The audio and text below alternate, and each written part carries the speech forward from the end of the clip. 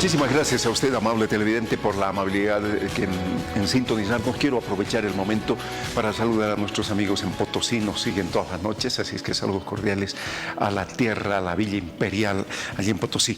Vamos a hablar de economía, de un aspecto específico que tiene que ver con el tema de las divisas en nuestro país, y para ello hemos invitado al profesor universitario, analista también económico, economista él, Omar Velasco. Omar, muchísimas gracias, bienvenido. Muy buenas noches, Omar. Tocayo tendría que decirte. Por favor, un gusto estar en tu programa. Muchas gracias nuevamente por la invitación. A ver, Omar, para aprovechar el tiempo, extracámara ya me decías que hemos mejorado en algo la escasez para decir que tenemos una mayor cantidad de dólares disponibles, o por lo menos que la expectativa de la gente haya mejorado. ¿Es verdad? ¿Hasta qué punto, desde qué mirada haces esa conclusión? Creo que es importante comparar el comienzo del año con la situación actual.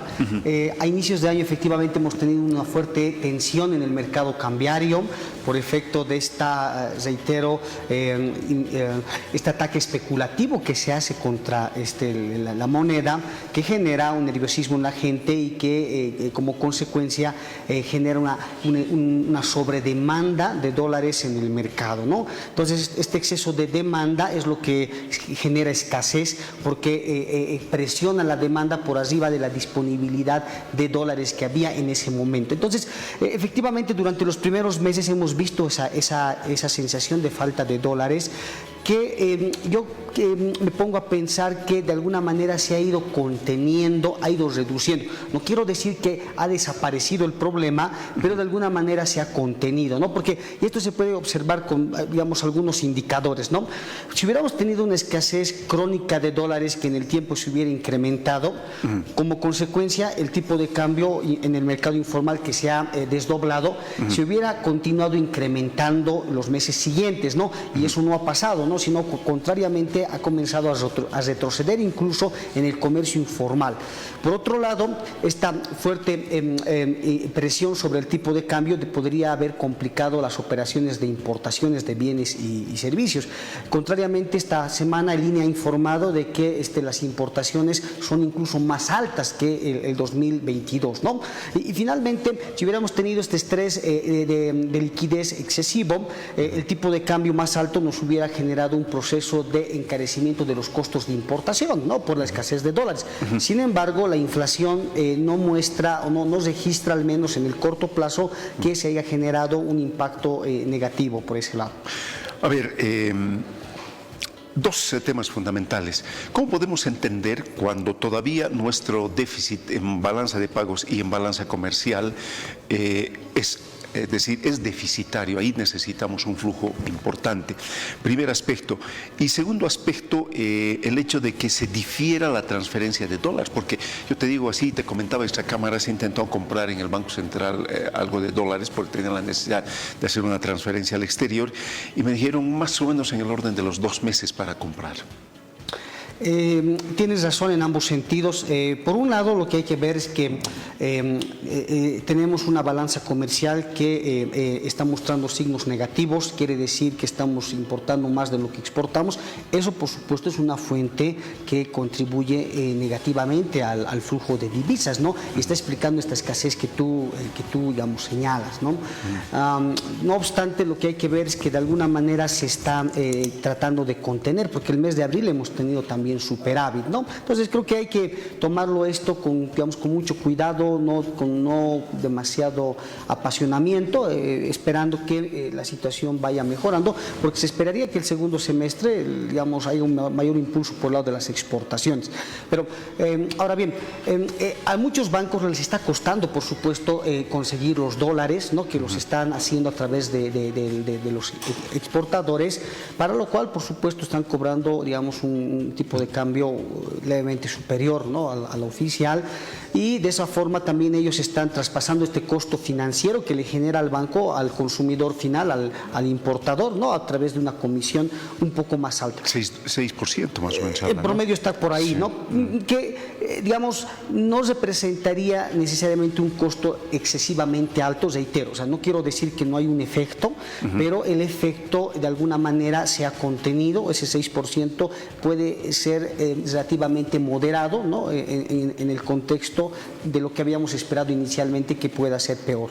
Ahora, Omar, tú al comenzar esta charla hablabas de bueno, evidentemente basado en la excesiva demanda se generó una espiral de expectativa muy preocupante que desencadenó esto. El que la gente no tenga la disponibilidad como tenía antes, ¿no todavía incide fuertemente en la expectativa de la gente? A ver, yo creo que el tema de las expectativas surge a raíz de estos anuncios alarmistas que se han hecho por algunos opositores al gobierno, economistas digamos, que tienen una línea de pensamiento distinto, que comienzan a generar esta sensación de falta de dólares en la economía, observando el comportamiento de las reservas internacionales, que vienen cayendo no ahora, vienen cayendo los últimos 5 años, ¿no? Entonces, ¿qué tiene de especial el contexto actual? Simplemente que la gente se puso nerviosa por estos anuncios de que el gobierno no tendría la capacidad de mantener el tipo de cambio, ¿no? Y eso, digamos, alarmó a las personas y fue esa la razón real que provocó esta escasez de dólares. Pero claramente se muestra que esto es un efecto especulativo. ¿Por qué? Porque nuevamente, ahora que se ha dejado de publicar los datos, ¿no? Lo que estamos observando es que la gente ya no está nerviosa esperando saber cuánto están las reservas internacionales. Eso, contrariamente, ha contribuido a que esta demanda especulativa se vaya conteniendo. El Banco Central ha mostrado en los últimos meses que ha disminuido la demanda de dólares de la población por ventanillas del Banco Central, ¿no? Y finalmente, lo que hay que ver es que los propios comerciantes no han podido vender sus productos porque han especulado subiendo el tipo de cambio a un precio muy alto. Se han visto obligados a bajar el precio porque se han dado cuenta que la población tampoco puede asumir ese costo elevado al cual se estaba queriendo llevar estos efectos especulativos. He escuchado unos comentarios de algunos analistas que pueden ser preocupantes y hablaban de la posibilidad de que nuestro país en algún momento entre en default, es decir, la imposibilidad de hacer pagos al exterior sobre deuda. ¿Hasta qué punto ves que pueda generarse una situación de estas características? Bueno, si nos basamos en los informes de las calificadoras de riesgo, estaríamos a 1 o 2 peldaños del default, ¿no? Digamos, Fitch es la última que nos hizo una baja en la perspectiva y la calificación que nos pone de CAA1 se otorga a un país que tiene una deuda especulativa, pero además está, digamos, con una alta probabilidad de cesación de pagos. Pero ahora, yo me pregunto, ¿por dónde se podría entender esta evaluación? ¿Cómo conciliamos la evaluación de Fitch con la realidad boliviana? Porque al menos hay 3 elementos que deberían ocurrir para que esta situación se produzca. Deberíamos tener una caída brutal de la actividad económica. Es como cuando una familia se presta, pierde el empleo, ya no tiene para pagar el crédito, lógicamente va a entrar en cesación de pagos. Pero en la economía boliviana más bien la economía sigue creciendo, entonces no parecería que esa fuera una fuente. Por otro lado, la tasa de interés debería incrementarse de manera tan exorbitante que haga que el costo financiero se haga impagable, pero no estamos tampoco con esa situación, porque si uno ve la composición de nuestra deuda, nosotros tenemos una deuda fija en composición mucho más alto de la deuda variable, o sea, en proporción tenemos un perfil de endeudamiento bastante plano, no está concentrada nuestra deuda en el corto plazo y finalmente, ¿no? El último elemento probablemente es el que se hace en referencia, es el tema de los dólares, ¿no? Porque si la economía no tuviera la capacidad, los dólares suficientes para poder atender las divisas, honrar sus pagos, podría entrar en una situación. Pero reitero, el nivel de servicio de deuda anual de Bolivia está en el orden de los 1.000 millones de dólares, un poco más probablemente, ¿no?